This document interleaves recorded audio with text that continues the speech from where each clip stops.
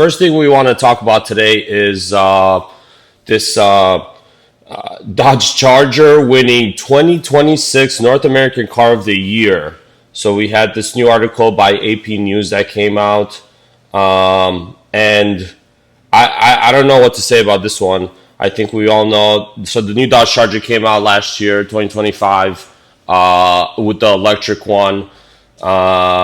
How can I put this slightly? They didn't sell many units. Let's just put it like that. I think a little over 2,000 units in 2025, which is complete garbage. I think they're missing the point of their audience, which is V8 muscle car. So them coming out with the EV as their first charger is like, who's their marketing part? Who's coming up with these ideas? Because they don't. I feel like they don't live on Earth. Also, the Palisade won Utility Car of the Year, which, the Palisade and the Telluride, those have been making a splash, right? They came out like 3-4 years ago. I think the Telluride was like best car of the year. It's the most sold car for like 2 years. They've upgraded their quality. The new Palisade looks pretty nice, 3 rows, looks like a little baby Range Rover maybe. But I like that. I believe that. I could see that happening. But the Dodge Charger, so they did come out with a 6-pack now. So they're finally realizing, like, hey, nobody wants EVs. And they came out with the 6-pack, basically the V6 or inline 6, I believe it is. I don't know, I'm not even sure. It's got like 500 something horsepower, but it's kind of a boat. They're most definitely probably going to come out the V8, which is the one people actually want. So, that's the one they should have came out with last year. It's like, everybody liked the old Chargers and Challengers. They're flying off the shelves and flying off the streets, too. One of the most stolen cars. But what people really wanted is a new interior. Don't give me crap plastic. Just give me a new interior, same powertrain, same everything else. It's an experience. It's a vibe. That car is a vibe. You're buying it because it makes loud noises. It makes you feel like you're a king of the road. So, which is what the new EV completely missed, right? It's like, yeah, give me a golf cart, and you're missing your audience, So that was a miss on their end. So, what else we have here? I think we have the Ford Maverick Lobo. Took truck of the year, so I know Mavericks, that's an interesting story, right? The mini pickup market has blown up recently. This has been a thing everywhere else around the world. Americans usually like big pickups, but now it's like, I guess things are changing a little bit. Mavericks were flying off the shelf when they came out, going over stickers. The most enticing thing about a Maverick is it's $29,595 or whatever it is. It's under $30,000. Brand new car, under 30 grand.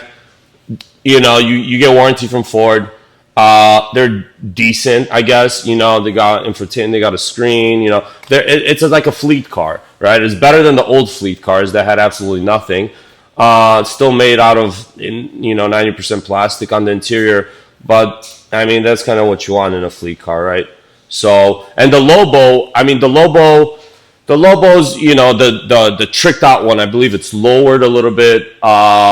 It's got like, extra bells and whistles. The Lobo is like a comeback of those like low pickup trucks that we used to have, that they have like their own community, let's put it that way. So it's good to see the small pickup trucks make a comeback. So I guess I would have to agree with that one. We'll see I don't know exactly how many Lobos they're selling. So, if they're selling a lot, I know they're selling a lot of Mavericks in general. But yeah, you got to take these things with a grain of salt. The same people that picked the Lobo picked the Dodge Charger. So that tells you something about the world they live in, which I don't know what world that is. It's not this one.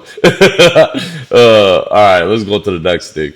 All right, GM hit with $6 billion in charges as EV incentives cut and emission standards fade. There's an overlap with this one. The mistake the Charger had was coming out with the EV.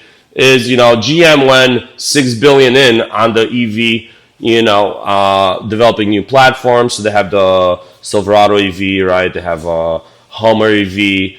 They have what else do they have? What they don't have is sales. They can come out with all the EVs they want. The sales is the problem. So basically, they're going back. Big newsflash: people that like trucks don't like EVs. Kind of the same thing with the Charger. People that like muscle cars are not gonna buy, an EV version of that. So trucks is kind of like same but different market of people, but same kind of people. If you're gonna buy a truck, you want it to be a truck. It's masculine. It makes noise. It gives you a certain feeling. That's why people lift their trucks, put wheels on their trucks and all that customization. So I'm not saying these EVs are bad necessarily. Like the ranges on the Silverado is pretty high. I think it's like over 400, close to 500, which is pretty good. But like, it's still a tank. It's all the EV things we already know, right? And bottom line is, truck people want V8s. They don't want EVs. They don't want 4-cylinder turbos. That's like just moving more in that direction. They don't want that. They want V8s. They want something that starts all the time. They could tow with. They don't, with gas prices nowadays, miles per gallon. What are those? And especially if you're buying a $90,000 truck or like a Raptor or like, so like miles per gallon wasn't initially on your list of criteria, or you probably wouldn't have bought that car anyways. So, I mean, it's great that you're giving me miles per gallon, but if you're going to neuter the car so you could give me miles per gallon, it's like, no, don't do that. So, yeah, so 6 billion sells electric vehicles sputter after U.S. tax cut incentives. Yeah, and I mean, the incentives is another thing, right? It's the reason the electric market did okay, is the initial like fad because of electric vehicles. I'm not saying we shouldn't have electric vehicles. For most people that don't care about cars, maybe electric vehicles are pretty good for that. Kind of takes you from A to B. It's an appliance. But, let's be real. The incentives from the government is what propped this up. And the idea was that we'll help boost the EV market initially, and then it's going to just take off. People are going to transition, but we've seen that's not the case, right? People are not, there's your EV people and there's people that just want your internal combustion cars.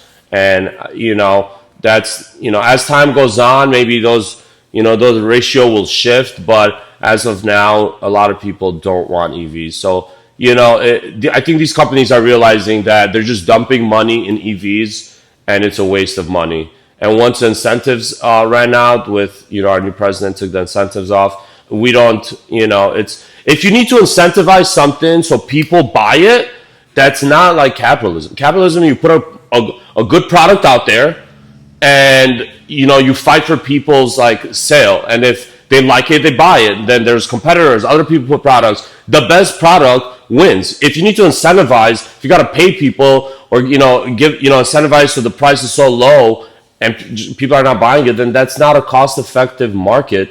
That's not. So this is just another red mark on the EV market, right? The incentives going off, popularity is not really there. These companies, I think they should keep making EVs, but it should be like a section, right? They have hybrids, they have an EV section, but I don't think we should, put away the combustion. And it's a mistake, right? We see time and time again, all these companies, they're backtracking, they're bringing back V8s, they're stopping, their EV initiatives, and this is no different. 6 billion. It's like, how much do you have to lose until you learn the lesson? And I guess for GM, it was $6 billion. Thanks.